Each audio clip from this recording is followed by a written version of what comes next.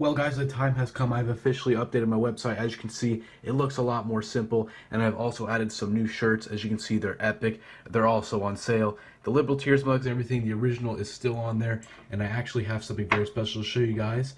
I have one in real life. So here it is. This is what it looks like. As you can see, it's printed extremely high quality, and what I didn't know is that I actually have it on both sides. So if you're right-handed or left-handed, you'll be able to see a Liberal Tears mug from either side. And don't forget, you can also order it without the smiley face if you don't like that. But it's actually the most popular one. It was pretty funny. So here you go. Here it is. Check out the new website. You can read the description if you want. Check it out. Thank you guys. Let's get into the video. See you later. This administration might want to take some lessons about FOIA and how to respond to it, because I'm tired of having the heads of the agency saying, oh, I don't know anything about it. This is the public's right to know. This is how the public understands what's happening and not happening. And your organization is redacting this information, and it's wrong. I need a further explanation. When can you give us a further explanation as to why these types of material is redacted? What's a reasonable time to respond? I'll be happy to have the staff's work and provide that to you. By when? With expedition. I mean, you know. Can you give me a date? By the end of the month? Is that fine? Sure. You met with them multiple times. They came to visit you. You went to visit them. But we invite you to come in an open, and you refuse. We ask you to send us some documents. You didn't send us a single one. And that double standard is very troubling for us. I need to move on. Mr. Chairman, one thing here that I did agree to come. I'm here. No, but before the rule, you met with the White House before the rule, but you didn't meet here. You gave me a week's notice. You asked for the That's usually what we give people. Mr. Chairman, there are other committees that I'm also trying to respond to. I said in the response I would look forward to coming to you, and I look forward and I to didn't being believe here you then, and I don't believe you now. You said that you would not come to visit with us. You didn't send us a single document that we asked for before that rule. That's just not right. I think we've sent you 1,800 documents. After the rule. What my complaint is that beforehand you didn't. And you met multiple times away. Chairman, I'm moving on. Hold on. Okay. Our time is short. This is the way it works. On September 23rd, multiple people met at the White House. I'm going to enter into the record, ask unanimous consent, this Daily Caller article of February 23rd, 2015. White House logs showing that number of people met at the White House that are activists on this topic. I want to play a video clip. This is the 6:55 in the morning of the day that the President is going to issue his statement. This is you, right, at your home? Yes, sir. And you woke up that morning to protesters out in front of your house. They laid down or sat down in front of your car, wouldn't let you get out of your driveway. They were there trying to make quite a statement, and there's a long 5-minute video of this. At 7:35 that morning, you sent out an email to your fellow commissioners calling it an interesting development. And then later that afternoon, I want to put up a slide. Now, when this was provided to Vice.com, you redacted this. This was all redacted.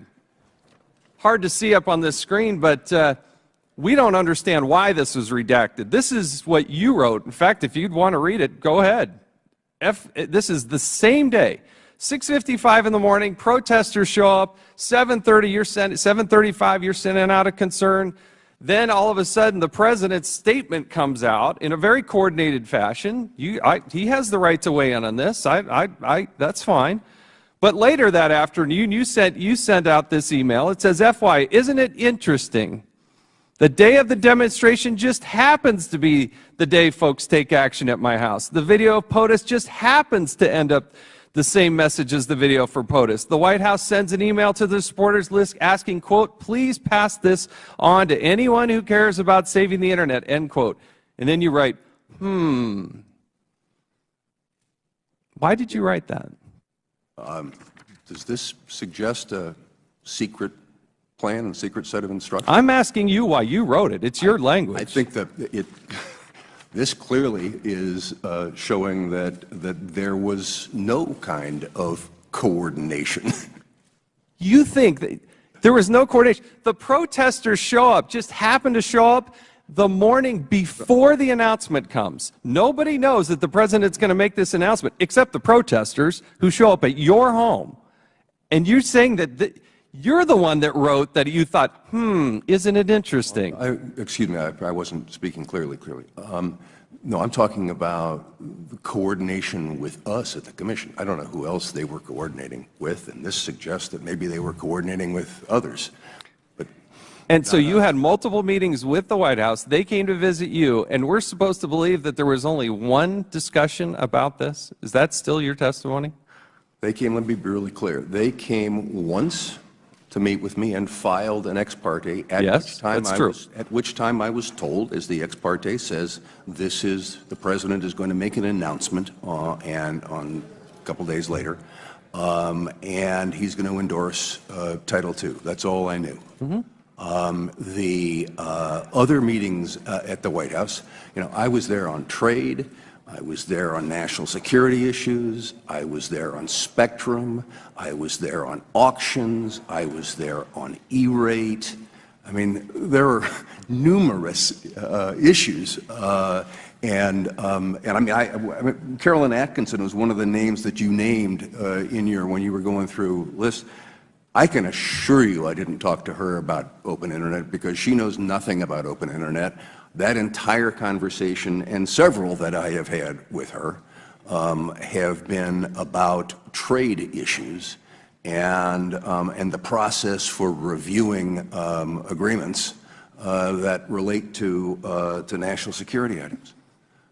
But you only spoke one time with Jeffrey Zients about this. One time. The only time that Jeffrey Zients said to me, this is what the president's position is, was when he came and filed an ex parte saying that. I have been repeatedly saying, I know the president has a strong position in favor of the open internet, as do I, and keeping them informed that I was fighting for a strong open internet position.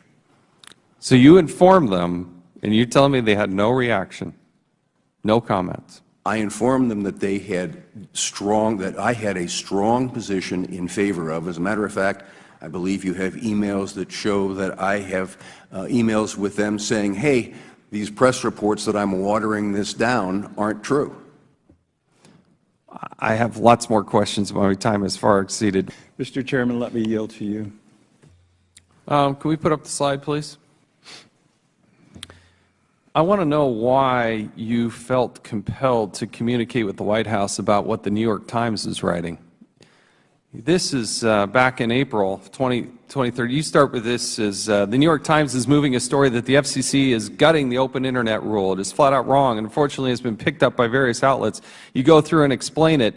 Then you send that to Jeffrey Zients. Then you also send one to John Podesta. Sorry, I should have had you on the first email.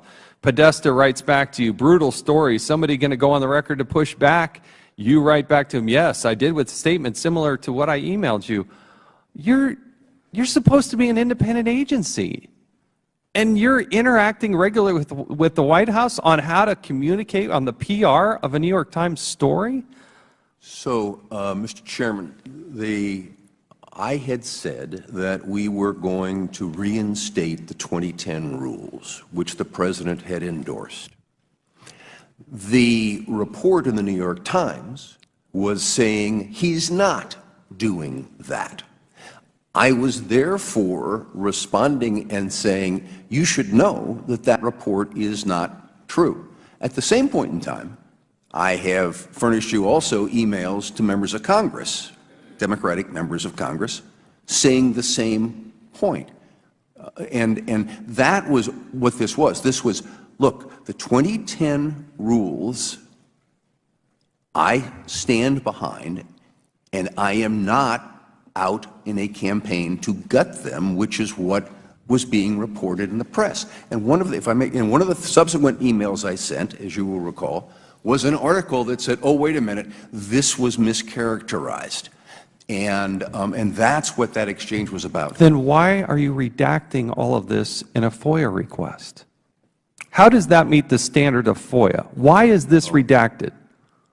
I got to tell you that the FOIA, how we respond to FOIA is done by career staff, not in my supervision, based on long-standing procedures. I can't answer why certain things are blacked out. This administration might want to take some lessons about FOIA and how to respond to it, because I'm tired of having the heads of the agency saying, oh, I don't know anything about it. This is the public's right to know. This is how the public understands what's happening and not happening, and your organization is redacting this information, and it's wrong. I need a further explanation. When can you give us a further explanation as to why these types of material is redacted? What's a reasonable time to respond? I'll be happy to have the staff's work and provide that to you. By when? With expedition. I mean, you know. Can you give me a date? By the end of the month? Is that fine?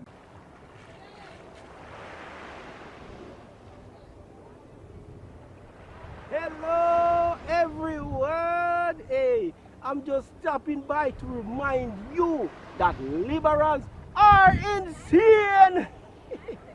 Social justice warriors are becoming more violent and triggered than ever before. Anyways, be sure to subscribe to KGPPV on YouTube and have a blessed day. Yeah, man.